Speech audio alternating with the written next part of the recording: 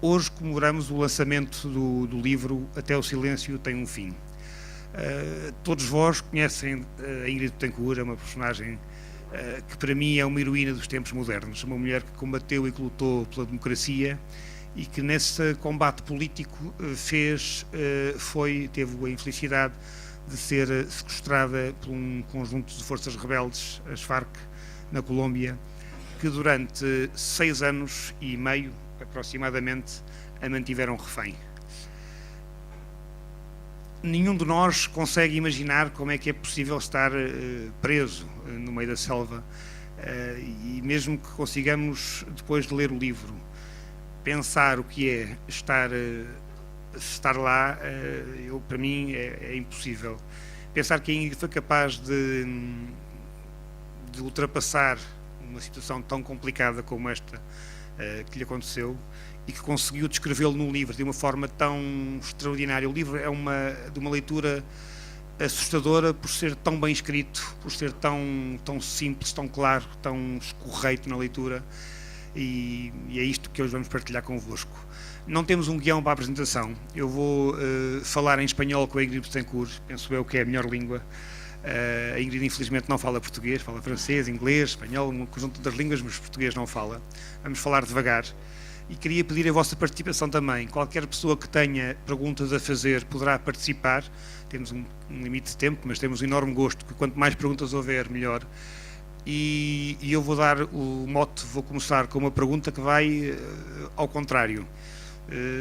Ingrid, gracias por venir a Lisboa e por compartilhar con nosotros, y descubrí o meu péssimo espanhol, mas vou tentar fazer o melhor, por venir a Lisboa a compartilhar con nosotros tu libro, Até o Silêncio Tem um Fim. Es una obra que nos envolve y que tiene una fuerza extraordinaria, la forma como lo escribiste, como lo conseguiste hacer. Y quería hacerte una pregunta al revés. ¿Cómo fue el día de la liberación? ¿Cómo pasó? Bueno,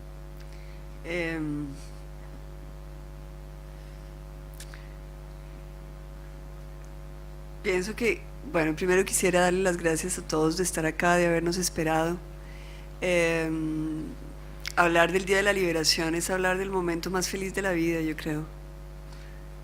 Quisiera decir que el nacimiento de mis hijos fue algo parecido, pero creo que con la carga emocional que había y con los años de dolor acumulados, el contraste con el momento de la liberación no ha sido superado por nada en mi vida.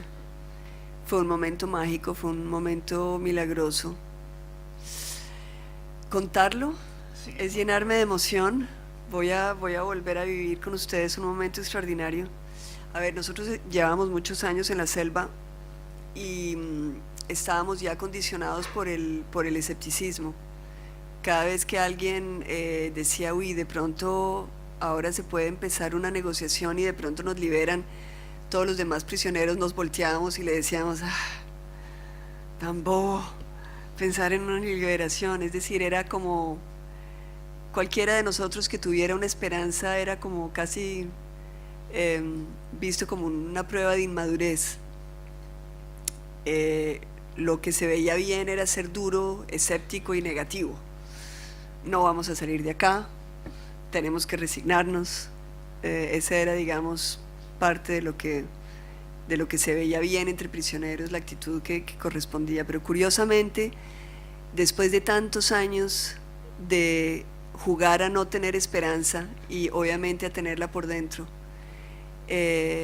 cuando nos dijeron que iba a venir un helicóptero con una comisión internacional que quería hablar con nosotros, por más de que fuéramos muy escépticos, la esperanza se prende.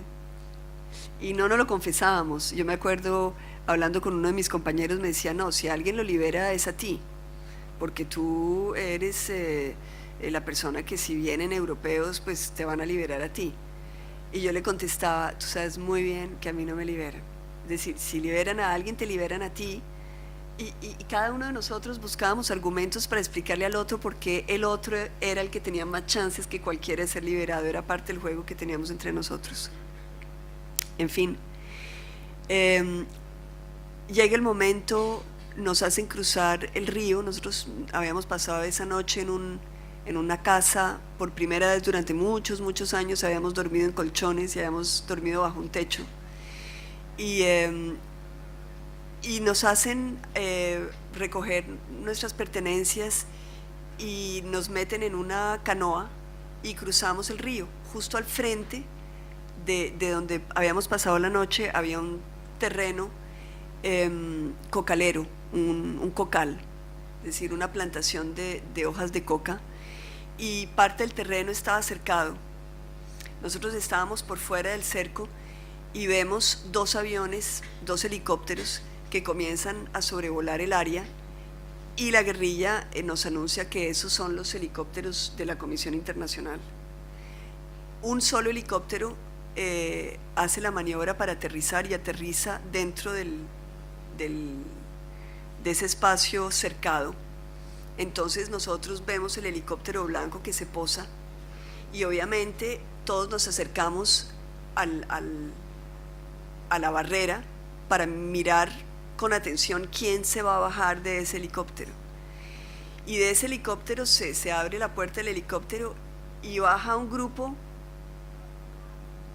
de hombres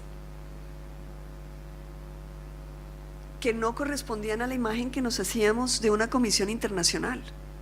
Uno se imagina una comisión internacional y uno se imagina a unos hombres muy serios, de pronto mayores, con cara de burócratas internacionales, correcto, y adicionalmente europeos. Y resulta que aquí se bajan unos muchachos más bien muy latinos, con cámaras, con sombreros, muy enérgicos. Y cuando a mí mis compañeros se me acercan y me dicen, entonces, ¿son europeos? Yo les digo, no, yo no creo que ellos sean europeos. Y se van acercando y vamos viendo que tienen camisetas del Che Guevara. Entonces, Comisión Internacional con camisetas del Che Guevara, no.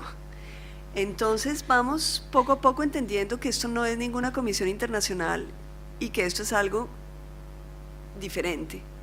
Y cuando se bajan, estos hombres comienzan a saludar a los comandantes, los abrazan, camarada.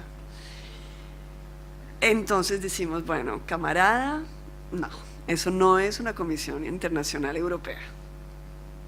Y comenzamos a ver que se hablan, bajan del helicóptero gaseosas y les dan a la guerrilla y les hacen entrevistas a los comandantes guerrilleros, y los comandantes están muy felices de dar entrevistas. Y obviamente para nosotros es claro que esto es gente de la guerrilla, es decir, es gente de las FARC. Esto es un montaje. No entendemos bien por qué se ha hecho este montaje, pero muy rápidamente nos dicen que tenemos que subirnos en el helicóptero, que en realidad va a ser un transfer, que nos van a llevar de un campamento a otro campamento, y que posiblemente en el otro campamento nos vamos a encontrar con el jefe de las FARC, que en ese momento es Alfonso Cano, y a nadie nos gusta. Y lo muy extraño de esta historia es que durante todos estos años donde mis compañeros y yo habíamos sido realmente muy sumisos a la guerrilla, es decir, nunca habían habido golpes de rebelión contra la guerrilla, yo veo a mis compañeros que de un momento para otro comienzan a gritar y no nos vamos a subir en el helicóptero, y a mí me matan primero que subirme y yo no me voy, y comienza esta algarabía y se tiran al piso y dan patadas y llega la guardia de la guerrilla, los fusiles, y ustedes se montan y adicionalmente los tenemos que montar esposados, y yo no me quiero dejar esposado y a mí no me esposan, y igual nos esposan, porque obviamente es el juego de las armas. Esposado é algemado. Es, ¿cómo dices? Algemado. Algemado. Algemado, estábamos algemados.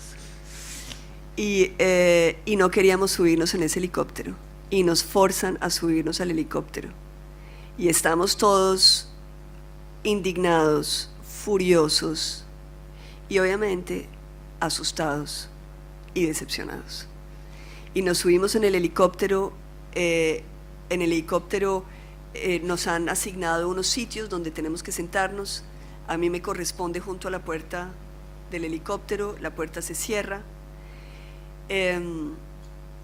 y yo me volteo a mirar por la ventanilla solo para tener la satisfacción, y debo confesarlo, fue una actitud muy mediocre, muy, muy mediocre, un sentimiento de niña, porque quería mirar por la ventanilla cómo se veían de chiquitos los guerrilleros cuando nosotros íbamos a tomar la altura. Yo pensé, bueno, voy a sentir una satisfacción de verlos en su verdadera dimensión humana junto a la selva. Y mientras que yo estaba en ese ejercicio, dentro del helicóptero había una batalla. Y cuando yo me volteo, obviamente yo no la había oído porque por el ruido del motor no me he dado cuenta, pero cuando me volteo veo que hay una batalla en campal, se están dando golpes, y de un momento para otro termina los dos jefes guerrilleros que se han subido con nosotros en el helicóptero neutralizados en el suelo. Pero también veo que mis compañeros que están cerrados, ¿cómo decimos? Armados, les dan patadas a los jefes guerrilleros, y yo pienso, qué feo, es decir, qué violencia tan fea. Entonces les digo, por favor, no les peguen, porque yo todavía no he entendido qué es lo que está sucediendo en realidad. Hasta el momento en que uno de los que están ahí, que vinieron el grupo de la Comisión Europea, está encima del comandante Enrique, el comandante que estuvo conmigo durante estos 4 últimos años, y él tiene un sombrero blanco, se lo quita y grita a todo pulmón para que se oiga en ese helicóptero donde estamos completamente ahogados por el ruido de los motores, y grita: somos el ejército de Colombia, están libres. Y yo debo confesar que cada vez que pienso en eso me emociono. Y he contado esta historia, yo creo que un centenar de veces, y cada vez que vuelvo y pienso, vuelvo y siento la misma emoción. Fue un momento extraordinario, extraordinario. No, es imposible de pensarlo, pienso yo, o sea, de imaginar lo que es. Y de alguna forma todo esto, la presentación del libro te hace recordar todos los años que pasaste en la selva, jungle, como lo dices. ¿Y cómo fue ese proceso de escrita? O sea, para escribir ese libro, primero, ¿cómo lo conseguiste hacer? ¿Qué recordaciones, memorias? ¿Cómo lo conseguiste liberar de...? Bueno, el libro, yo tengo la impresión que se escribió solo, la verdad. Yo todavía, decir... No hay libros que se escriben solos, eso te puedo garantizar. Pero tengo una sensación como de estar sentada frente a las hojas, con el estilógrafo en la mano, y tengo una caja de Kleenex de este lado y tengo un tarro de Nutella de este, y eso era muy importante, porque eran mis instrumentos de sobrevivencia. Un flash de Nutella, cada lado, para escrever. Para escribir. Y cuando comencé a escribir, tengo la impresión que era como otra persona escribiendo. Es decir, fue tan intenso el ejercicio de escribir que yo, es más, revisando el manuscrito, una de las cosas que más me han llamado la atención es que no hay rayones. Es decir, hay muy pocas, todas las palabras iban saliendo, y yo me acuerdo en esa especie como de trance de escribir, y lo que yo estaba escribiendo era lo que estaba viviendo. Hay un fenómeno que se da con la escritura que no se da cuando uno habla o cuando uno narra algo hablándolo, y es que cuando uno está hablando uno tiene que comunicar con los demás, y el esfuerzo de comunicar, el esfuerzo de hablar, de sacar la voz, es un esfuerzo físico que le quita a uno, digamos, calorías para el ejercicio de recordar. Pero cuando uno está solo en frente a su papel y está escribiendo, el acto de escribir primero es mecánico, uno no lo, es decir, es un reflejo, y toda la energía está puesta en ir a recordar, y por lo tanto cuando uno escribe la capacidad de recordar es mucho mayor, puede uno ir mucho más a fondo del recuerdo. Y lo que yo sí me acuerdo, por ejemplo, en ese proceso, es que yo tenía, antes de escribir el libro, yo había hecho durante los meses inmediatos después de la liberación, cada vez que me acordaba de algo que me parecía importante, lo anotaba en un cuadernito que tenía, como diciendo, bueno, cuando escriba el libro que no se me va a olvidar hablar de esto. Y tenía una serie de momentos que habían sido marcantes para mí. Pero el fenómeno fue que cuando comencé a escribir, siguiendo, digamos, ese lineamiento de esos momentos, me encontraba, y fue constantemente así, que para recordar ese momento y describir ese momento,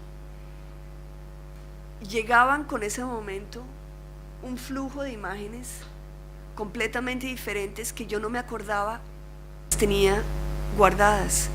Es decir, la memoria se activaba de una manera mucho más profunda y de pronto terminaba yo escribiendo de algo que no había previsto escribir porque me lo había recordado, era metiéndome en ese momento, y al meterme en ese momento, pues el momento previo era también intenso, o los días previos habían sido muy intensos, y terminaba yo narrando situaciones de las cuales no había previsto hablar. Entonces el libro realmente, cuando digo que se escribió solo, es porque de alguna manera lo que quedó consignado en el libro fue realmente el ejercicio de ir a la selva a buscar los recuerdos, y estando en la selva se volvió a abrir el mundo de esa selva de una manera muy fuerte y muy espontánea.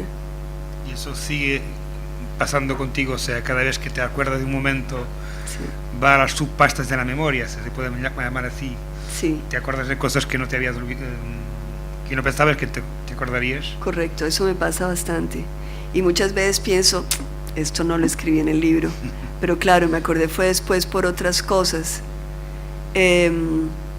Y también sucede que cuando estoy conversando con los compañeros míos de la selva que fueron liberados al mismo tiempo que yo, algunas veces ellos me dicen, pero ¿tú te acuerdas tal cosa? Y yo digo, no, yo no me acuerdo. Y hay cosas que yo no me acuerdo, hay muchas cosas que yo no me acuerdo y que para ellos son muy nítidas. Así que el libro contiene realmente lo que quedó consignado en mi ADN emocional. Son relatos muy profundos. ¿Y cómo fue? O sea, para contar a alguien que nunca estuvo en tu situación, ¿cómo era? ¿Cuántos cómo se puede decir? ¿Cuántos hostages? Rehenes estaban contigo? ¿Y cuál era la forma de trato, las relaciones entre ellos, entre vosotros, entre todos? Bueno, el número de personas conmigo fue variando. Cuando a mí me capturan, yo estoy con una sola persona y vamos a vivir en esa, digamos, en ese dúo durante año y medio, que fue muy difícil. Fue un momento, digamos, del cautiverio, de pronto casi que iba yo a decir el más difícil. Si no fue el más difícil, fue uno de los más difíciles definitivamente. Después me unen con otro secuestrado, con Luis Eladio Pérez, y ahí vamos a estar en un threesome durante agosto, septiembre, octubre, 3 meses, hasta que después nos unen con un grupo de otros secuestrados y nos meten en un campo, en una especie como de prisión con rejas y alambres de púas, y ahí vamos a estar. Somos 10 en total, 3 americanos y 7 colombianos.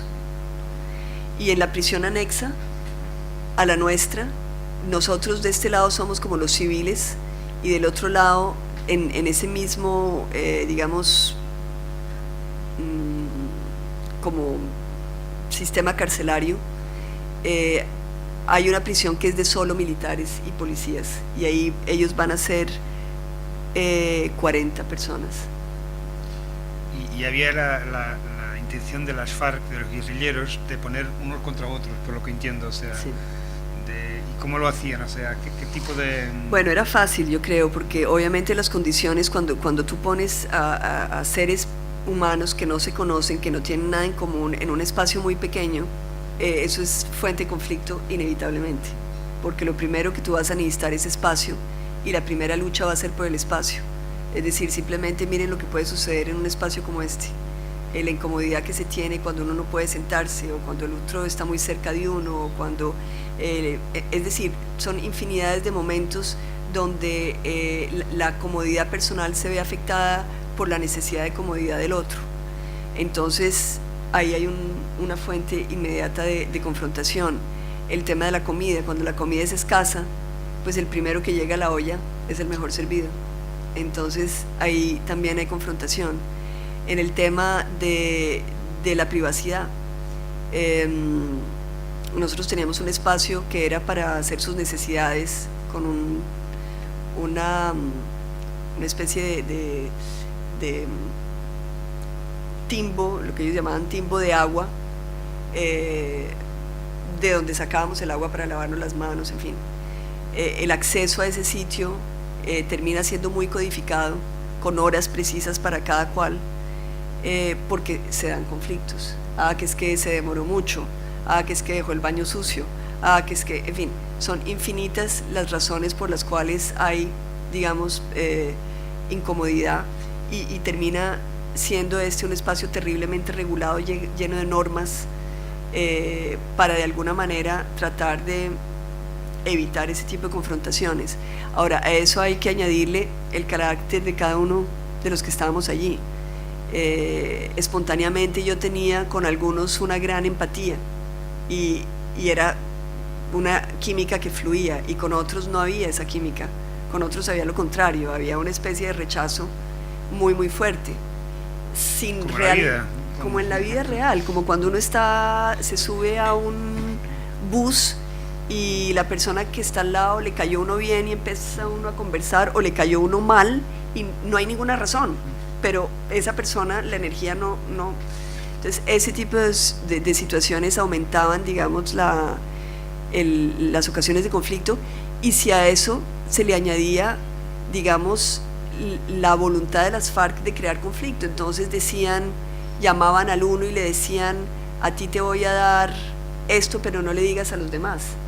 Entonces, tratos preferenciales a los unos y no a los otros. Entonces eso crea envidias, crea descontento, crea odio.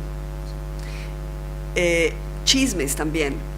Es que esta persona dijo de usted que usted era tal cosa, o lo acusó de que usted se había robado esto, o dijo que es que lo va a matar, y ese tipo de cosas, por más de que uno sabe que es para dividirnos, porque sabíamos eso y lo habíamos hablado entre prisioneros, habíamos dicho: la guerrilla nos va a dividir, va a tratar de dividirnos. Pero claro, cuando uno tiene al compañero que se le acerca y lo insulta a uno porque se demoró uno más en el baño, y uno sabe que es porque la guerrilla le acaba de decir: oiga, no se deje abusar, que es que esta persona siempre se queda más en el baño. Por más de que uno sabe que lo están manipulando y que uno debe no reaccionar, uno reacciona, porque a uno le duele que lo traten mal, que lo insulten, y por más de que uno sepa que está uno siendo, es decir, sí, pues igual le duele a uno. Entonces ese tipo de situaciones hacen que las relaciones son difíciles, y en muchos momentos se dan situaciones que agravan definitivamente y para siempre las divisiones. Por ejemplo, hay un episodio que para mí fue muy diciente porque fue muy revelador, y es el día en que, la primera noche que pasamos en esa prisión, y obviamente estamos todos asustados, tenemos miedo, no sabemos qué va a pasar durante la noche.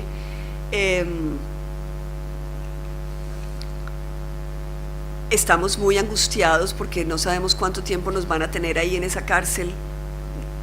Hay mucha presión sobre cada uno de nosotros, y a las 4 de la mañana llegan unos guardias a la reja a gritar: numérense. Y obviamente se despierta uno, si está dormido se despierta uno bajo shock, y si no es la angustia. ¿Y qué quiere decir numérense? ¿Qué es lo que necesitan? ¿De qué están hablando?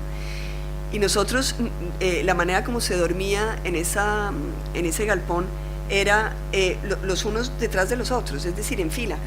Entonces los que dormían, el que estaba durmiendo junto a la reja, pues dice 1 y el siguiente dice 2 y el otro dice 3 y así. Entonces, claro, numérense, coge, ya, entendí, numérense quiere decir un número, ok, bueno. Pero cuando me toca mi turno de decir 7, pues yo no quiero decir 7 y yo no quiero decir ningún número, porque a mí el hecho de ver a mis compañeros diciendo un número me está afectando y yo no puedo hacerlo. Entonces yo digo Ingrid Betancourt.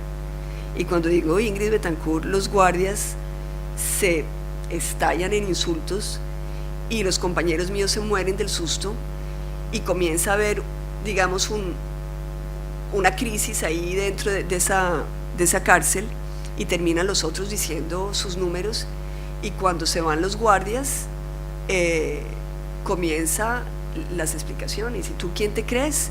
Tú no puedes decir un número como todo el mundo, tú crees que eres mejor que todos, la princesa pues, que piensa que aquí tiene que decir su número, no puede decir un número, tiene que decir su nombre, es decir, cosas muy agresivas, muy dolorosas, y por más de que yo trataba de explicar mi posición. A partir del momento que te llaman un número, dejas de ser una persona. Claro. O sea, pasas a ser un objeto casi. Y pasas a hacer el juego, porque es que el tema para mí era... ese es el síndrome de Estocolmo, es decir, cuando uno comienza a aceptar que lo que están haciendo con uno, es decir, cuando uno juega el juego, y yo no quería jugar ese juego, pero la reacción de mis compañeros también era fruto del miedo, es decir, ¿cuál va a ser el castigo? Ahora nos van a castigar, ahora ¿qué va a pasar con nosotros? Y para mí también era muy incómodo, pensando, bueno, si todas las mañanas va a ser así, esto va a ser un infierno. Lo muy curioso de este capítulo es que por la mañana, a las 10 o 11 de la mañana, llega el jefe o el comandante del campamento y todo el mundo le tenía terror. El hombre se llamaba Sombra y era un hombre al cual mis compañeros le tenían todos miedo. Entonces cuando Sombra entra, todo el mundo está con la angustia de que bueno, nos van a castigar, nos van a castigar. Y entonces unos se acercan y dicen, comandante, lamentamos lo sucedido, y entonces a dar explicaciones de lo que ha sucedido y obviamente echarme la culpa a mí, obviamente pues yo tengo la culpa, pero Sombra llega y les dice, no, momento, Ingrid, yo quiero que usted sepa que el tema de la numeración es simplemente porque es más fácil para nosotros, pero nosotros no tenemos ningún interés en faltarles al respeto y ustedes son solo 10, no hay ningún problema, los vamos a llamar por su nombre. Es decir, es muy... fue un momento muy duro para todos, porque fue un momento de... Primero, porque eso fue una división que nos marcó. Ya, a partir de ese momento, los que habían tomado una posición quedaron irremediablemente en el bando de los enemigos y los que habían tomado la otra posición quedaron en el bando de los... Es decir, fue muy complicado, eso crea resentimientos muy fuertes y esos son historias que se repiten constantemente, por la comida, por cómo se duerme, por... En fin. Y están todos los días juntos, sí. 24 horas sobre 24. Una de las cosas que me impresionó que contaste fue que a la noche, por ejemplo, no se podía ver ni un dedo delante, o sea, y cuando caía la noche había que estar en un lugar cierto porque si no, no conseguías ver nada. Y no tenemos siquiera idea, o sea, la floresta tapa la luna y cae súbitamente.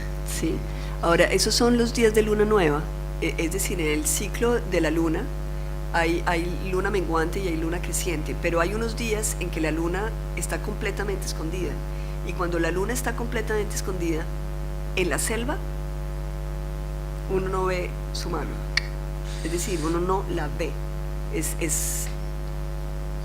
uno no tiene conciencia de lo que es la falta de luz en la ciudad, porque en la ciudad siempre hay algo de luz en algún lado, pero en la selva es muy impresionante, es muy impresionante. La cantidad de animales, las redes mosquiteras de las cuales no podías liberarte nunca. Mas queria ahora ir para um lado, entraremos um período de perguntas, mas eu vou fazer mais uma ou duas. Se alguém quiser fazer alguma pergunta, seja mais que à vontade, se faz favor. Mas queria perguntar-te um pouquinho como ¿cuál era tu contacto con el exterior? O sea, sé que había radios que transmitían noticias. Explícanos un poco cómo funcionaba todo esto. Sí, el único contacto que nosotros realmente teníamos con el exterior eran los radios. En el primer año de cautiverio eran los radios. No tus radios, o sea, no tenían un radio de mano, escuchaban. Sí. Tuvimos radios nuestros, es decir, en el primer año fueron los radios de los guardias, sí. Pero después, el primer radio que me dieron a mí, me lo dieron como al año y medio, y fue un radio que me dieron, un pequeño radio, y ese radio era el que yo cargaba. Y ese radio fue un radio que me salvó, es decir, fue el radio que tuve durante todo el cautiverio, y era un radio que tenía problemas, es decir, no funcionaba bien. Entonces, para oír había que hacer todo tipo de magias para lograr sintonizar y tenerlo quieto sin moverse, porque si uno se movía, entonces estaba era de mala calidad, y bueno, había que lanzar antenas que hacíamos con, las antenas las hacíamos con esas esponjas en aluminio para restregar las ollas. Esos son hilos de aluminio. Entonces nosotros cogíamos esos hilos de aluminio y los estirábamos, y con una pila de gruesa de transistor amarrábamos una parte de ese alambre a la pila de transistor, y con la pila botábamos la pila y la encarábamos lo más alto que podíamos en la copa de los árboles, varios ensayos antes de lograr eso, y cuando ya quedaba ahí arriba, entonces tenía uno una antena de arriba de los árboles hasta el radio, y uno, la otro lado de ese hilo de aluminio, lo amarraba a la antena del radio, y créanme o no, el radio funcionaba con esa antena, y esa antena nos permitía recibir onda corta durante el día y nos permitía recibir AM durante la noche. Entonces, onda corta durante el día permitía oír cosas como la BBC o como Radio Francia Internacional, que era para mí, digamos, lo que era mi ventanita hacia el mundo. Y cuando llegaba la AM por la noche, es decir, a las 6 de la tarde, cuando cae el sol, hay un fenómeno, digamos, de calentamiento de la Tierra, o de enfriamiento en este caso, que hace que las ondas hertzianas logran llegar, y podíamos coger la onda corta y oír las noticias de Colombia. Entonces, cuando oíamos noticias de Colombia, que era de la onda corta no se coge sino cuando está de noche, cuando comienza a levantar el día se pierde, cuando calienta la tierra se pierde la posibilidad de coger la onda corta. Entonces, de 6 de la tarde, 6:30 de la tarde a 5:30 de la mañana o 6 de la mañana se cogen los programas colombianos, y la radio colombiana pues para nosotros era muy importante, primero porque obviamente oíamos las noticias de Colombia, es decir, de las negociaciones posibles para nuestra liberación, pero más que eso, hay muchos secuestrados en Colombia, hay más de 3.000 secuestrados en Colombia, y por lo tanto hay muchas radios, programas de radio que se han especializado en dar su espacio para que las familias de los secuestrados puedan mandar un mensaje a sus familiares secuestrados, pero como son muchas familias, los mensajes son 30 segundos, es una tras otra, porque hay mucha gente haciendo cola en los teléfonos de esas radios para poder mandar su mensaje. Entonces uno oye a la persona que le va a mandar el mensaje, y en el caso mío era mi mamá, que todos los días religiosamente me mandó un mensaje, y siempre empezaba igual: mi amor, ¿cómo estás? Espero que estés en un sitio caliente y que no estés mojada bajo la lluvia, espero que no estés enferma, te quiero, hoy voy a hacer esto, tu hijo hizo esto, Melanie va a presentar un examen, Lorenzo viaja conmigo a no sé dónde, te quiero, y adiós. Pero solo esas palabras significaban para mí todo. Y en momentos en que estuve muy enferma y que perdí la capacidad de concentrarme y por lo tanto de entender qué era lo que me estaba diciendo mi mamá, recuerdo que simplemente el sonido de la voz de ella me generaba una inmensa, como Tranquilidad. Sí, sí, bienestar. Sí. Otra pregunta que no sé si puede hacer, ¿cómo fue tu relación con la fe? O sea, sé que tenías una Biblia que leías regularmente, que era el único libro que tenías disponible, y cómo de antes a ahora, cómo, si pudieras hablar de esto públicamente, claro, cómo se ha pasado eso, la fuerza, la creer en las cosas, saber que a cualquier momento, el día siguiente, podría ser liberada, que la vida podría transformarse completamente. ¿Cómo lo viviste interiormente? Sí, lo que pueda explicar, por favor. Bueno, sí, yo creo que hay varios niveles de explicación. El primero es que obviamente cuando uno está en una situación como la que yo viví, hay dos consecuencias. O se vuelve uno ateo o se vuelve uno más creyente. Es decir, no puede uno quedar en el limbo. Hay que tomar una decisión. O uno cree o uno no cree. En el caso mío, entré en un momento de mucho cuestionamiento porque yo era una persona educada en la fe católica y nunca me ha hecho realmente preguntas. Es decir, tampoco me las quería hacer. Siempre pensé, algún día pienso en eso, no es el momento de pensar en eso. ¿Por qué creía? No lo tenía muy claro, pero si mi papá y mi mamá creían, debía haber alguna explicación. En fin, era algo mucho más como de cultura, como de tradición. Pero cuando ya llegué a la selva, eso no fue suficiente, porque uno no puede seguir creyendo en algo en lo cual no cree. Ese es básicamente el balance. Y yo necesitaba contestar una pregunta fundamental, que era: ¿puedo yo creer que Dios existe? Honestamente, ¿puedo en mi corazón y en mi mente contestar que sí creo? Es decir, es algo que realmente, o es una superstición, o es un mecanismo psicológico para enfrentar la vida y el miedo y la muerte, o ¿qué es finalmente lo que yo estoy sintiendo y cuál es mi creencia?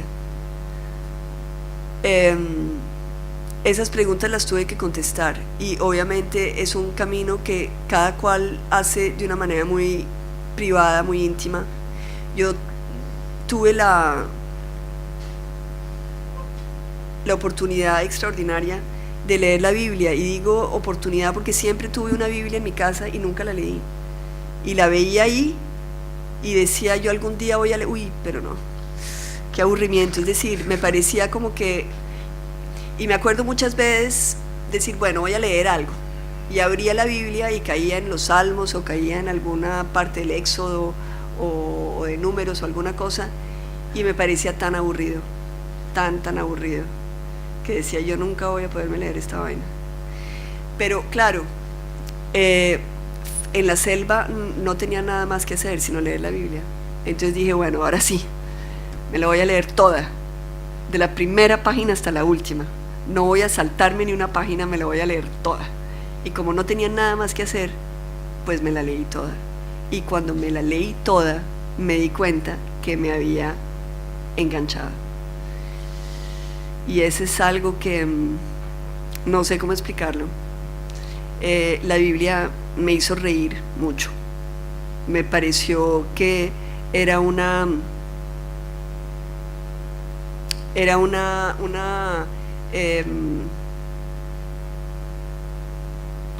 narración muy viva de lo que somos los seres humanos, con nuestras pequeñeces, con nuestras insensateces, con nuestras estupideces. Y en el Antiguo Testamento hay una voz de Dios que a mí me gustó. Ese Dios del Antiguo Testamento me cayó bien. Me pareció que era un hombre, digamos un ser con su carácter, con su genio y con su ser, que me pareció coherente y me pareció atractivo. Yo creo que esa es la palabra, me sedujo ese Dios con su pedagogía dura, su tough love. Me pareció que era un Dios interesante. Pero cuando llegué al Nuevo Testamento, ahí sí realmente debo confesar que me surgieron muchas preguntas, y esas preguntas me llevaron a cuestionarme muy profundamente, y las respuestas que me di, mejor dicho, tuve que llegar a la conclusión, y era que yo no podía saber si lo que había sucedido allí era verdad o no. Lo que sí podía definitivamente deducir era que no podía no haber sucedido, porque todo lo que sucedió después no podía haber sucedido si eso no había sucedido. Es decir, es un poquito la negación de la negación, pero esa fue la manera como yo me di las respuestas a mis preguntas, y cuando ya me acepté a mí misma racionalmente que yo sí creía en lo que sí tenía que llegar a la conclusión de que sí, entonces comenzó una relación con Dios muy diferente, que es la que tengo hoy, y que es imposible explicarla, porque yo creo que eso es un camino que cada uno hace, ¿no? Y la última pregunta antes de abrirla a todos: ¿te consideras una sobreviviente? Sí, sí, y hago el parangón entre sobreviviente y víctima, porque yo creo que uno tiene que escoger uno quién es. En la vida siempre tenemos dificultades, y nosotros podemos o sentarnos frente a nuestra dificultad a llorar y a decir pobre yo, porque a mí, y ahí nos quedamos estancados y nos podemos llenar de resentimiento, de odio, de sed de venganza. Ahí nos quedamos en la sombra. Pero también podemos reaccionar de otra manera y decir no porque a mí, sino cómo voy yo a enfrentar esto. Y yo creo que esa es la verdadera pregunta. Muy bien, gracias, Ingrid. Y ahora abrimos unas preguntas a quem quiser fazer alguma pergunta, por favor. Faremos traduções se houver necessidade disso. Por favor. Eu não sei se há um microfone, penso eu.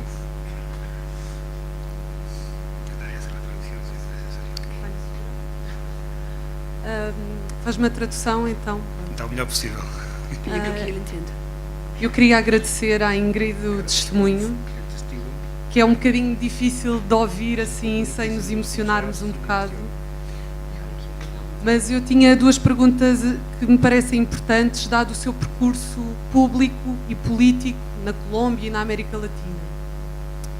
Queria perceber se esta experiência a alterou em termos de convicções políticas, se tem alterações nas suas convicções, até mesmo ideológicas, e de que forma é que a convivência com as Farc, a convivência em cativeiro e tudo o que isso implicou, influenciou essa mesma alteração.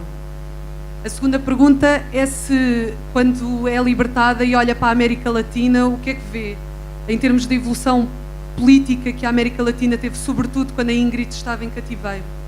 Na Venezuela, na Argentina, na Bolívia. Como é que a Ingrid viu essa evolução, estando 6 anos e meio fora dessa mesma realidade? Obrigada. Bueno, gracias. Wow, me encanta la pregunta. Yo sigo teniendo los mismos sueños que tenía cuando, creo que desde que existo, o desde que sé que existo, pero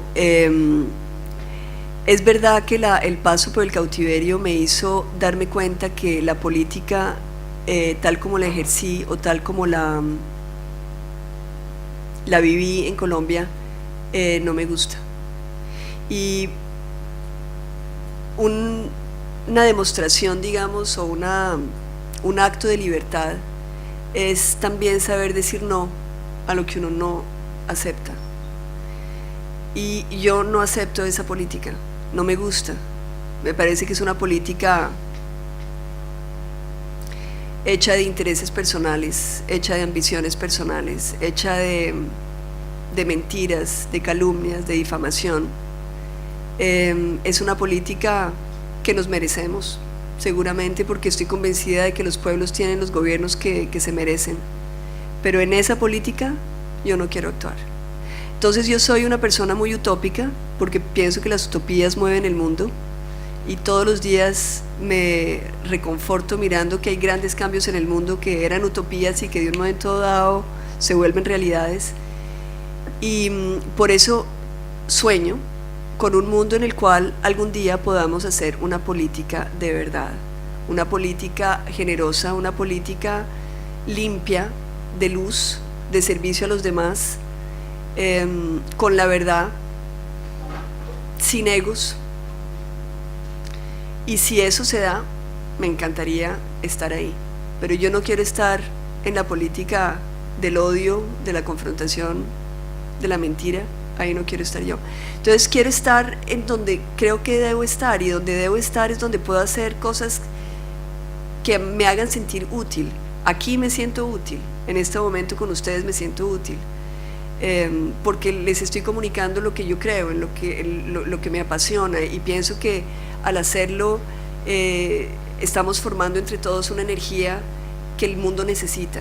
Yo creo que nosotros necesitamos decir cosas para que el mundo cambie. Creo en el valor de la palabra, en el valor mágico de la palabra, en la posibilidad de que cuando decimos cosas, las cosas toman una realidad concreta. Entonces, en ese sentido, sí cambié mucho. Pienso hoy, cuando estaba antes de que me secuestraran, creía que para cambiar la realidad colombiana había que actuar en política, había que cambiar las leyes, las instituciones, y había que cambiar los líderes. Hoy en día pienso que hay que cambiar a los colombianos. Una tarea bastante dura, pero cuando lo digo con mucho amor, porque pienso que tenemos que cambiar es el corazón de los colombianos. Yo creo que los colombianos nos hemos vuelto muy cínicos y muy duros, y no queremos sufrir por los demás. Queremos como proteger nuestro comfort zone, queremos que no nos vayan a dañar nuestro pedacito de felicidad. Y si eso pasa por tener que ignorar lo que pasa fuera de mi casa, entonces yo no quiero ver al niño que está durmiendo en la calle, o al mendigo debajo del puente, o al desplazado que perdió su familia y su tierra y su vida y que está pidiendo limosna en una esquina. Yo no quiero ver eso. Yo quiero decir que Colombia es el mejor país del mundo, y a ese colombiano yo le digo, tenemos que cambiar. América Latina. Cuando yo pienso en América Latina, veo un continente que ha vivido fuera del radar del mundo. De pronto eso es una ventaja. Pero creo que Colombia, bueno, cuando digo Colombia digo América Latina, digo los países de América Latina. Creo que los países de América Latina tienen algo que aportarle al mundo. Uno debería poder darle a cada continente es decir, si uno pudiera decir que el mundo es como el cuerpo de un ser humano, uno podría decir de pronto, y todo esto es obviamente muy arbitrario, pero uno podría decir que de pronto la cabeza, el cerebro está en Europa, de pronto la mano derecha está en Estados Unidos, de pronto, y así. Y yo creo que el corazón está en América Latina. Yo creo que América Latina es el continente del amor. Entonces, eso significa que hay mucho por hacer para aportarle al mundo amor.